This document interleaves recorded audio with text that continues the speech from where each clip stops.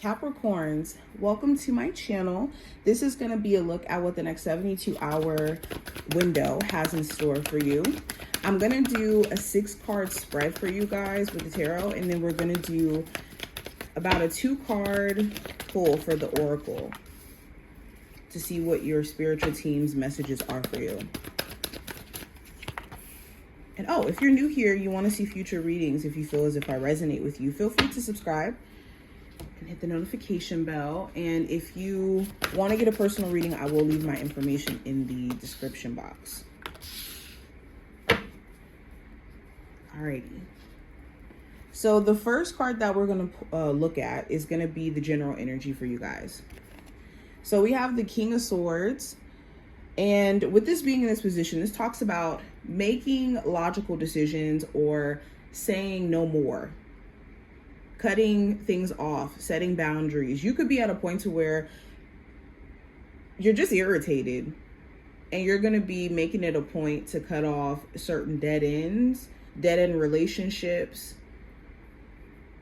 This is getting your mind right as well. You could be deciding to disconnect from certain friend groups, from certain areas. The King of Swords is like, it's game time. I need to disconnect. Also, there may be a Gemini or a Libra or an Aquarius of significance, or somebody who you end up having a conversation with, and it puts a whole new light to a situation and helps you make a decision, especially if this is a love interest. Why is the King of Swords here as the general energy? I got the Chariot. So yeah, some of you are working on career goals, so you don't really need distractions at this moment. So this could look like, okay, I'm going to disconnect from focusing on X, Y, and Z and focus on what my end goal is. There also may be a Cancer that you guys are deciding to either finally have a conversation with or speak to, and this gives you a whole new, like I said, understanding in regards to this person's motives and their behaviors. And this could either push you guys along in terms of you guys fixing things, or you decide to just let it be. Now, going into career and finance, I have the Two of Swords. So you have a lot of sword energy already with your reading, which is very interesting. It's a mental time frame. Like, there's a lot of mental stuff that's going on where you really want to make sure you're taking care of the quality of your thoughts. I just want to make that note real quick. But with the Two of Swords being in the career sector, this talks about having the answers but not knowing what to do. So in your career, you could know that you want to elevate, you want to grow beyond what you're doing now, but you may not have an idea of what that career will look like for you, like what exact career to go into. You could have two career paths that you're really interested in, but you don't know which one is actually going to be that one that you're going to be successful in or the most happy in. So that could be giving you analysis paralysis, where you're just kind of putting that decision off out of fear of making the wrong decision. Or there could be some things that you feel like are constantly being miscommunicated in your job, and it's really starting to irritate you. This could be like miscommunication with your higher ups, where they're, thinking that you're miscommunicating or you're not getting the memo on certain things, and they just never communicated with you in the first place, or properly at least. This also talks about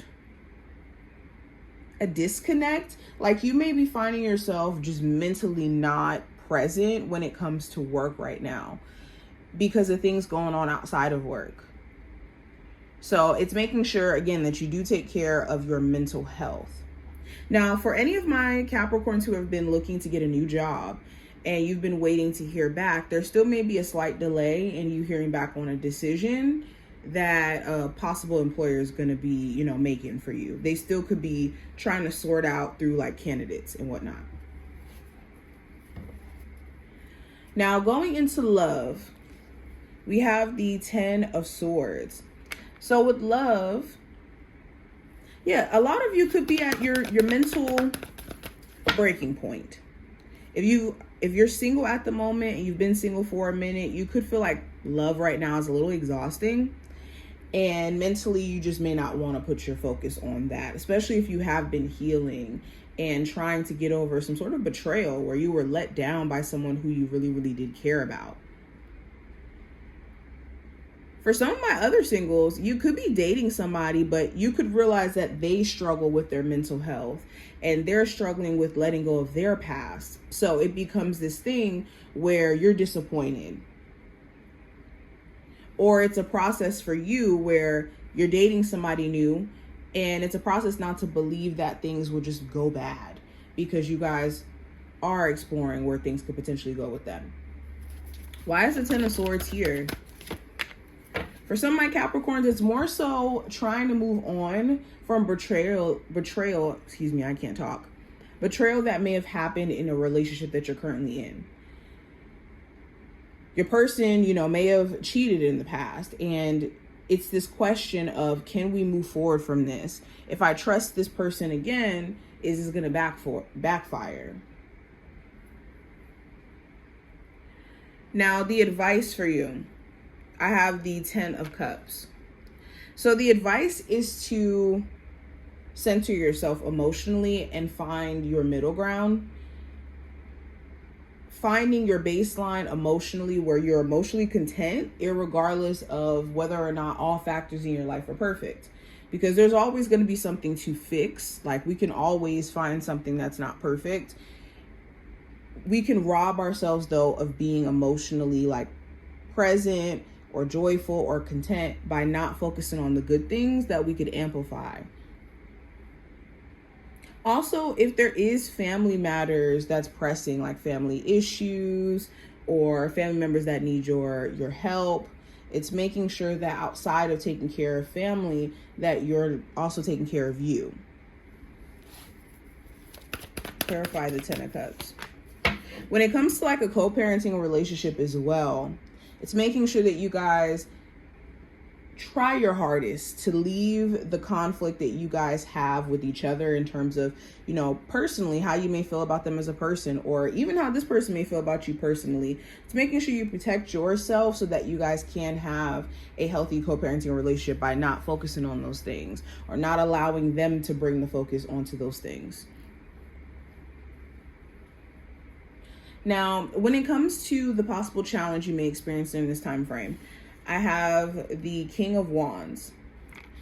So this could be a challenge with a Aries, Sagittarius, or Leo significance.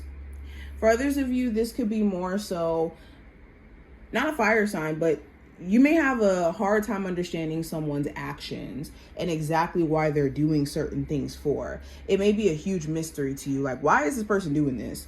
Or why does their energy seem so, blunt and forceful or different?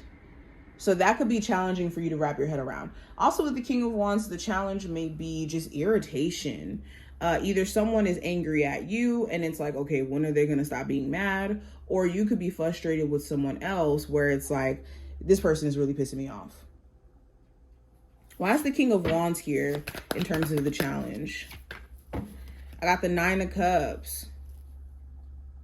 Yeah, so you could be irritated because there's a certain goal or a wish that you have in mind, and either things are moving slow around you and you want to get things moving. Okay. There may be a fire sign where you really want them to show up and to take action, or a partner where you want them to show up and take action and they're not.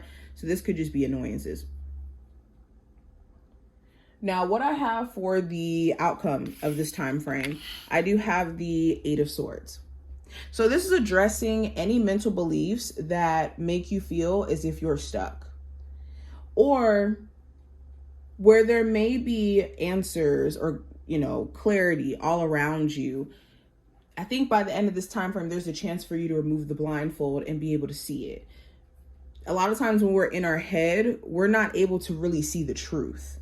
I know that that's a very interesting sentence, but when we're in our head, we're in our own perception of things. We're not in the reality of things. We're not able to really understand our surroundings. And that's what the Eight of Cups is, literally. Like, truth is all around us, but we're so caught up in our own darkness and our own fears that we're not able to even see the answers. So you could either be realizing that you've been really overthinking and it's been causing you to, not be able to see clearly. Or if you have someone else around you who's been struggling with mental health issues, you could be seeing that this is their struggle and having to decide whether or not you personally want to be alongside them in that journey. Okay, some of you may have someone around you where you feel like they don't see themselves. Now, going into the messages from your spiritual team, we have caution, represented by the traffic cone. And we also have labyrinth, which represents journey. So the message from your spiritual team, it's important that you're respecting the journey that you're on and not falling into this trap of instant gratification, distractions, and also doubt. But also you want to be cautious of the things that try to throw you off of your path. I keep seeing like a big theme of like distractions trying to come in, or things trying to make you second guess your progress when that's not something that you need to fall for at this moment. But also you need to be cautious of your own caution. And what I mean by that is being so afraid to walk the line of putting yourself out there and taking certain risks that you never really get to experience the sweetness of what that comes with. But I hope that this was helpful and did give you insight. If you did enjoy this reading, definitely feel free to thumbs it up and subscribe. And I will see my Capricorns in the next one.